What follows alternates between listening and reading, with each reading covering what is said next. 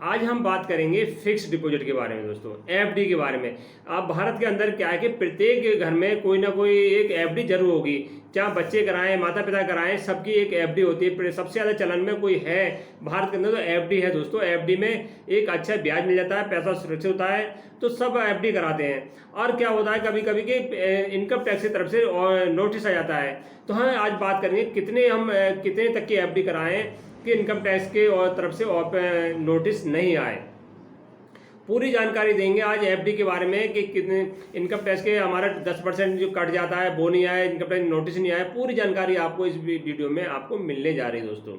हम बात कर लेते हैं एफडी फिक्स डिपॉजिट क्या है कि भारत सरकार के द्वारा एक प्रक्रिया है, बैंकों के द्वारा इसमें आप अपने पैसे, एक मुश्त पैसे को 1 साल के लिए, 2 साल के लिए, 3 साल, 4 साल नहीं होता, 5 साल के लिए फिक्स कर देते हैं दोस्तों।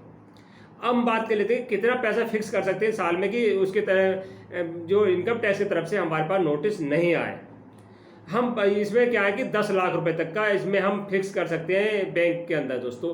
10 लाख से अधिक हम पैसा इसमें फिक्स करते हैं तो इनके तरफ से हमारे पास क्या आएगा, नोटिस आएगा, 100% नोटिस आएगा। वो आपसे इनकम ऑफ सोर्स पूछेगा इनकम टैक्स ऑफिस कि आपके पास 10 लाख से रुपये अधिक है, वो कहाँ से आया।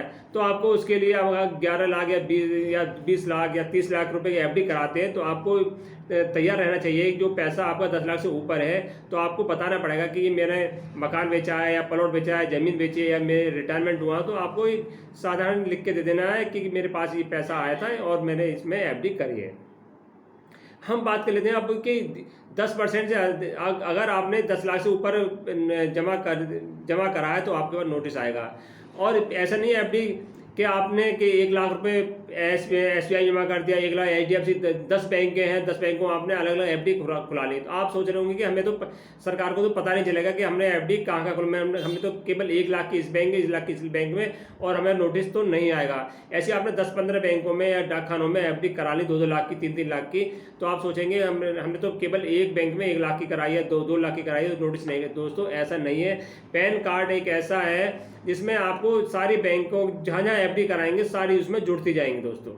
चाहे किसी बैंक में कराइए, किसी डाकखाने में कराइए, इनकम टैक्स को पता चल जाएगा कि आपने इस पैन कार्ड पे आप 20,000 लाख की एफडी कराई है। आप तो सोच रहे होंगे बैंक में हमने एक SBI में 3 लाख की कराई थी, PNB में 4 लाख की कराई, 7 लाख हो गए, HDFC में 5 लाख की कराई, तो कि हमने तो कम से कम कराई है दोस्तों, मगर इनकम टैक्स को उसमें जानकारी मिल जाएगी दोस्तों।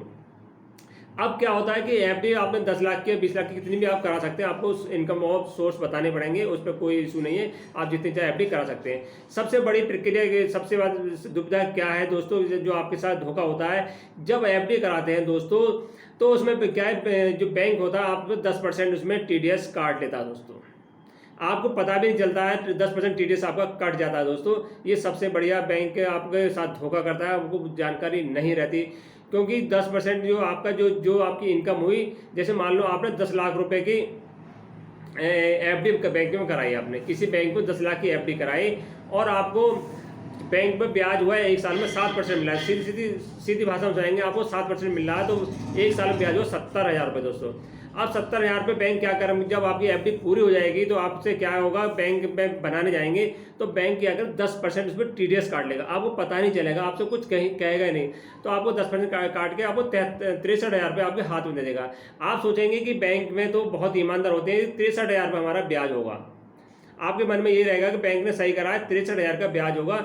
और जो बड़े बूढ़े होते हैं या माता पिता होते हैं जो एफडी कराते हैं, उन्हें ये जानकारी नहीं होती है कि जो हमारा जो TDS कटा है वो वापस भी हो जाएगा, क्योंकि अधिकतर भारत में क्या है कि जो ITR नहीं भरते हैं।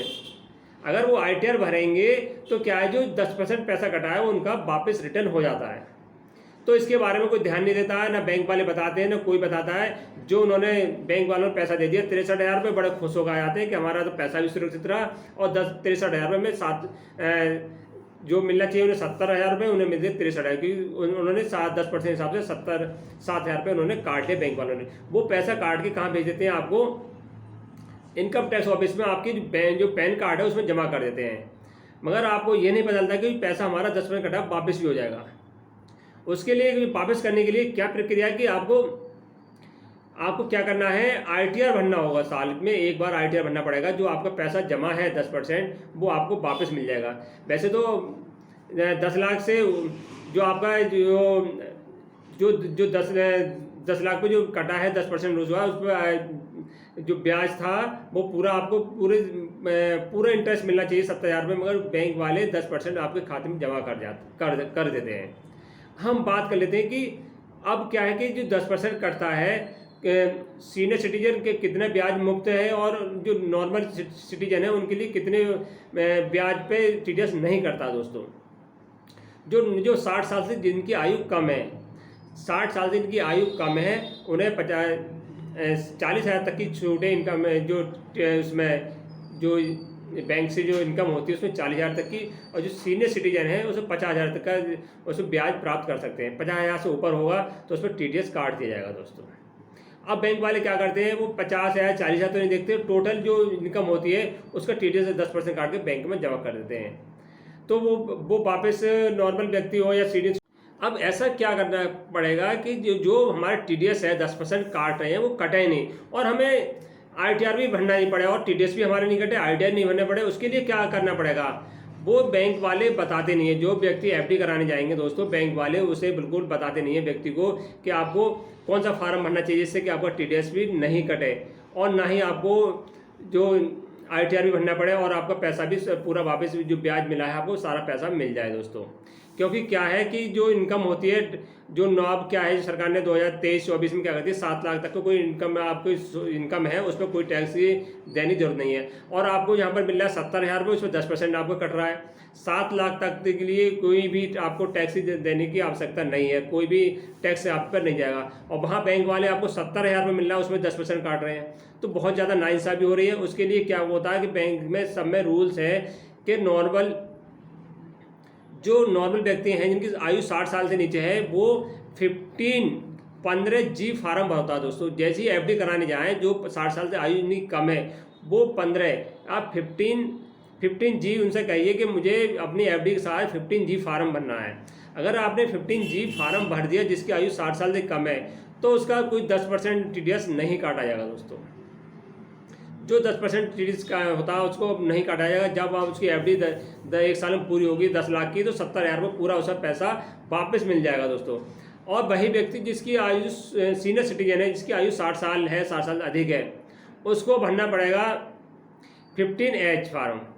जिसकी आयु 60 साल है, 60 साल अधिक है, सीनियर सिटीजन है, उसके लिए 15H फार्म भरना पड़ेगा। जब वो कोई व्यक्ति जिसकी आयु 60 साल से ऊपर जाता है, एफडी कराने जाता है, उनसे वो पहले ही कह दे कि मुझे 15H फार्म भरना है, और एफडी के साथ जो अगर वो फार्म भर देते हैं, 15H फार्म भर देते हैं, तो जो उनका जो ब्याज मिलेगा 70,000 मिलेगा, तो 70,000 पे कोई भी इनमें क्या कि टैक्स से 10% ज़्यादा वो नहीं जाएगा। और अगर उनकी 30 साल की भी 30 लाख की एफडी है, 50 लाख की भी एफडी है दोस्तों, तब भी उन पर कोई इंटरेस्ट नहीं जाएगा, क्योंकि 7 लाख तक की इनकम पे कोई टैक्स नहीं है। आप बैंक से 20-30 लाख की भी है तो 2,10,000 कमा रहे हैं, या 60 लाख की आपने एफडी करा रखी है या कोई और अन्य सोर्स से, तब भी 4-5 लाख रुपये ब्याज हुआ तो उस पर भी आप प्राप्त कर सकते हैं, उस पर भी कोई टैक्स देने की ज़रूरत नहीं है। आपको केवल क्या काम करना है, एफडी कराने से पहले 15 जो 60 साल से कम है उनको 15G और 15, और जो 60 साल की सुपर सिटीजन है उनको 15H फार्म भरना है, और आपको कोई भी इनकम टैक्स जो बैंक वाले कोई भी आपको पैसा नहीं काटेंगे दोस्तों। वीडियो अच्छी लगे लाइक एंड शेयर करना। जय हिंद, जय भारत।